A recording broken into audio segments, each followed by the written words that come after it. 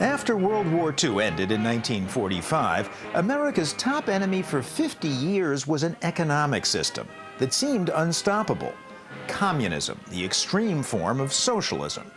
Its chief champion, Russia, head of the Union of Soviet Socialist Republics. One country of 9 million square miles. That's our own country 3 times over, or all of North America and 1 million square miles to boot. The USSR threatened to export its system worldwide and had nuclear weapons to back up the threat.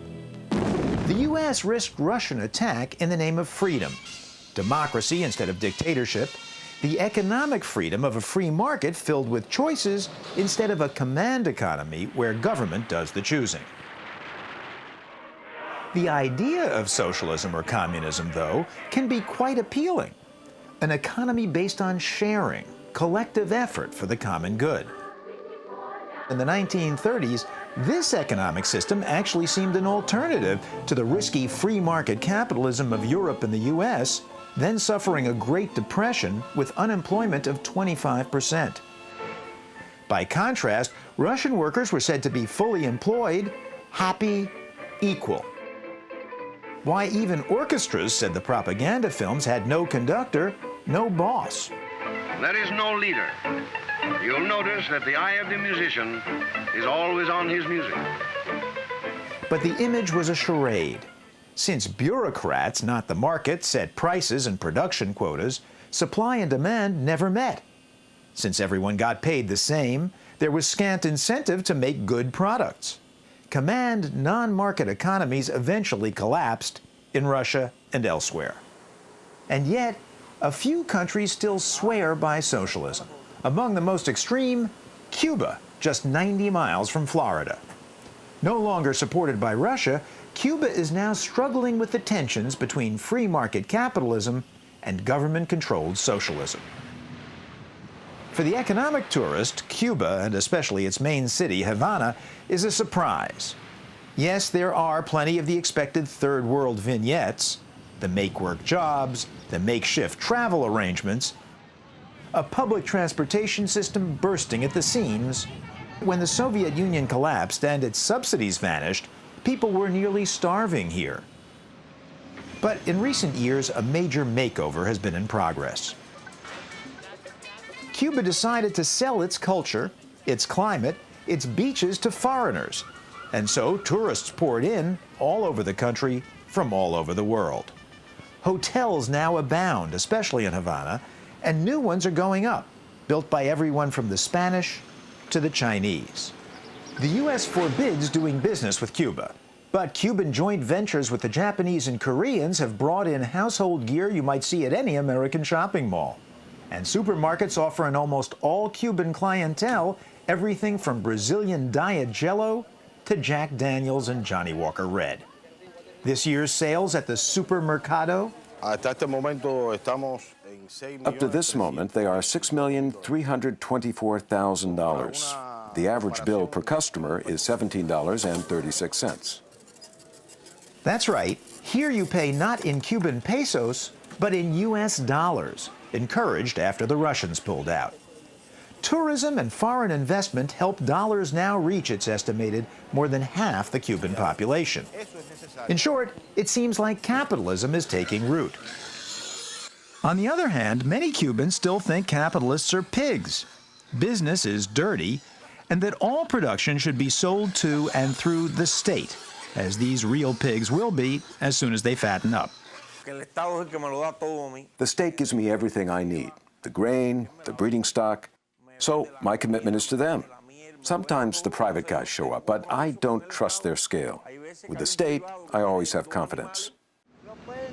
The government still issues every family a monthly ration book for enough food to survive. Dictator Fidel Castro has banned billboard advertising in favor of political propaganda, featuring revolutionary martyr Che Guevara and slogans like, "This is the socialist revolution right under the nose of the U.S." And when we tried to interview a would-be emigrant, the police stopped us, took our documents, and wanted to take us downtown. We sneaked these shots from our van. The government did let us interview prominent dissidents, at least those who weren't in jail, like Elizardo Sanchez. But they said Cuba's as unfree as ever. En Cuba existe un modelo totalitario de tipo...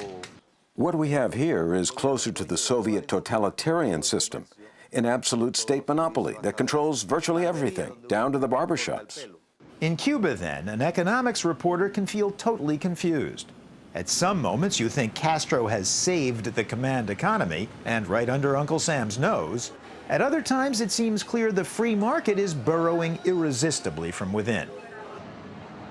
The elite Lenin High School, we figured, might be one place to sort things out, since this is Cuba's training ground for the next generation.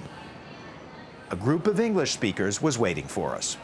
Schoolmates, I tell you, you're welcome, and I hope you get satisfied with our school, with our students, with us. Thank you. Oh, thank you. We got the red carpet treatment, and it kept getting redder. We don't want capitalism. We want socialism. We are the same people. We have the same clothes, the same things. It's not that the other country that you're better than me because you had a new Adidas and I don't. The kids at Lenin High seem determined to sustain socialist equality, even if it means no Adidas. As for the market changes Cuba's made, We don't want those changes. We have to put them there because we need them. If we don't need them anymore, we will fade it. fade it. They will fade it. That is, phase out the free market experiment that Cuba has had to conduct. Now, maybe these market changes are temporary, and schools like this will restore Cuba's purest past, or maybe, instead, Cuba's many private markets are already beyond a point where anyone can fade them. Food production has exploded, for instance, because of free market incentives that let farmers sell privately some of what they produce. So, incentives work? Clearly, yes. It's obvious. That's the way it works everywhere. Incentives not only mean more food, more available, without long waiting lines, they also mean better food at the private markets. It's better quality. This is what people are looking for. There's less fat, there's less bone. You understand? You even see socialism versus capitalism at the old ball game. Omar Linares is a slugging superstar who's had million-dollar offers from U.S. teams, but turned them all down. Why? I prefer to stay in Cuba because this is my country. Everything I have accomplished, I owe to the revolution. On the field, the Socialist Party line. In the stands, however, entrepreneurship run rampant. Omar Linares, ¿dónde? ¿Cuánto? $5. $5. Sí. Omar Linares? No, it doesn't say Linares. It says a different name. Pero esa es la forma que él firma. It's the way he signs. He does it real fast. Tal vez fue que dice así, por hacer así. He signs with another name? No. I don't know. Maybe he was in a hurry. Apurado, no sé. The question is, can social equality hold out as the market marches in? A question so much in the air, it's the punchline of Cuba's top joke, judging by how often we heard it, the Hotel Nacional gag. A girl dumps her boyfriend, the joke goes, because he pretended to be a hotshot at Havana's ritziest tourist hotel. He swore he was the doorman at the Nacional, the girlfriend fumes. In fact, you know what he does? He's just another damn Cuban neurosurgeon. In other words, there are Cubans paid by the state, Cubans paid by the market, and less do their wages meet. It was no joke to economist in Cuban exile Antonio Morales Pita.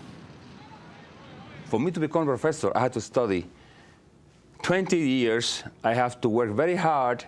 I have to sacrifice part of my youth, part of my marriage in order to become qualified. And then this other person has finished 8th grade or 9th grade in grade school. How is it possible that he's going to make 10 times more than I make? I mean, it doesn't make any sense. Because you're undervaluing it. You are undervaluing it. And eventually there are not going to be very many bright people becoming professors. Of course not.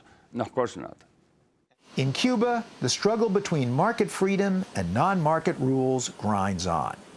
You see it in sugar mills in the countryside, parking lots in the city, the streets of downtown Havana. The question is, Can socialism hold out here in the face of a global market economy?